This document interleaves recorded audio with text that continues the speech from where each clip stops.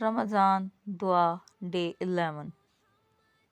Allahumma habbib ilayya fihil ihsana wa karrih alayya fihil fusuka wal isyana wa harrim alayya fihi sakhata wan nayrana bi'unika ya qiyasal mustaghisina.